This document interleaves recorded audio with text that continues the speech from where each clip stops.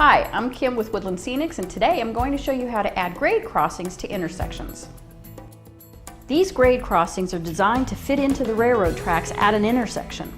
They come in two varieties, wood plank and steel plate. And they're available in three scales, N, HO, and O. The packaging comes with the crossings, which are notched to avoid rail spikes, and shims, which come in two thicknesses to adjust for varying track codes.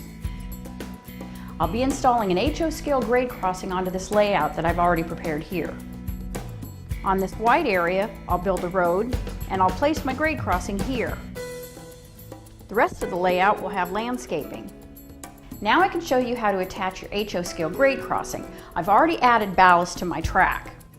It's important that the area where you'll be adding your crossing is ballasted before you add the crossing for realism, but the track must also be clear to allow the crossing to fit perfectly. I need to test fit the crossing to make sure it's an appropriate height for my rails.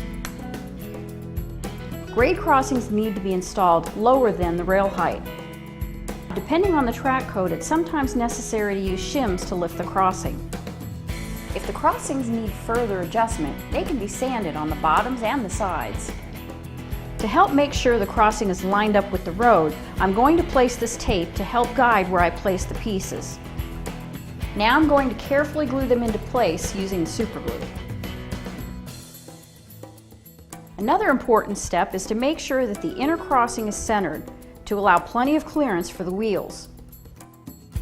The outer pieces need to be placed tight against the rail.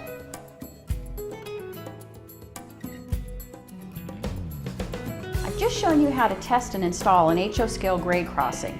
An N scale follows the same process. Now, I'm going to build my road and add landscaping.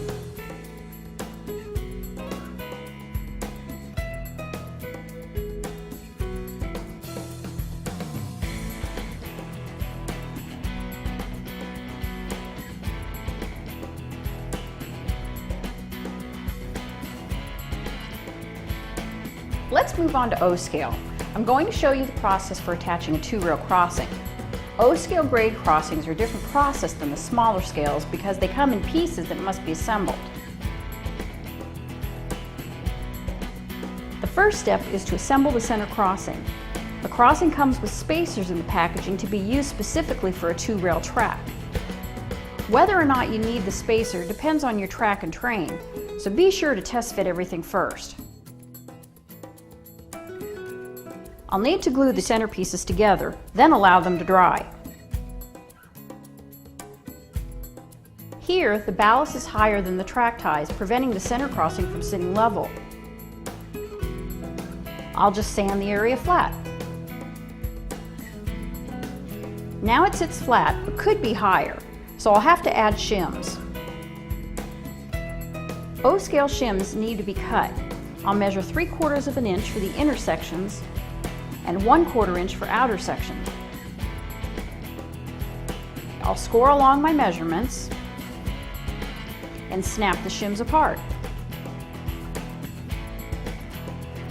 I'll just make sure it sits a little below the rail height.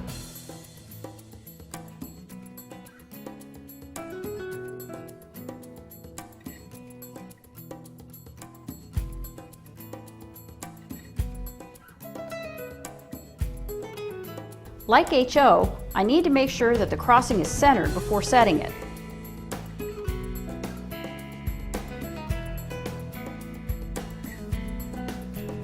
Now I'll move on to my 3-rail track. Since it's the same track code as my 2-rail, I already know that I'll need shims. I'll need to measure my shims to be 1/4 of an inch for the inner and outer sections. Again, I'll score and snap them.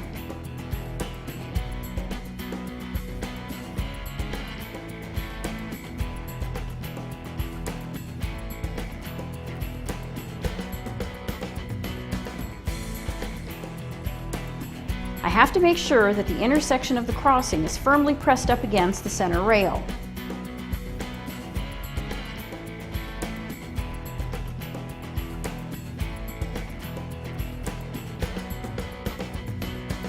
I've now shown you how to attach grade crossings and intersections to your layout. I hope you enjoyed this video. If you'd like more information about our products or would like to see more how-to videos, visit us at woodlandscenics.com.